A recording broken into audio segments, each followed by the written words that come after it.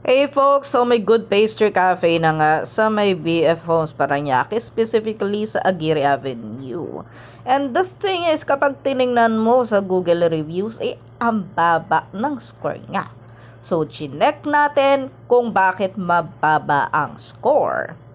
Ito ang ilan sa mga sinasabi sa reviews. I get the hype about it, but the execution is just plain dumb. Good Pastry Cafe, BF Homes is a bit of a joke. So they have a new rule that only one person can go to their pastry area to choose and pay. Limited parking, sold out pastries, limited seating, expensive too. Also, there were lots of noisy kids screaming and running. Feels like I was in a McDonald's playroom. So, ang kakaiba natin sinubukan na kinain ay ang kiwi cheese tart. Nakita nyo naman. Worth it ba ang price for 260 pesos? Ito ngayon ninyo. By the way, yung family ko, yung sister ko, yung mom ko, they ordered 3 other different pastries. Ano ba yan? Oh. Take out pala. Okay na. Ready sila ba? Bon appetit.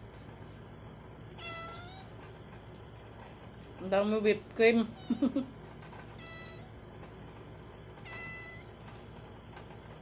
Puro whipped cream siya.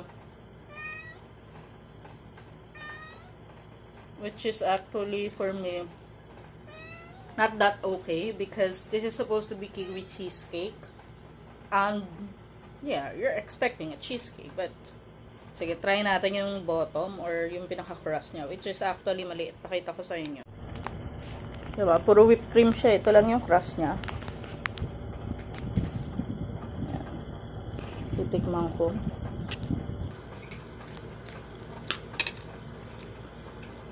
Okay naman yung crust niya. Party. So, parang sweet and sour. Masamang yung pagka-tart. And, diba? Lasang-lasang mo yung kiwi, but for the price. Hello!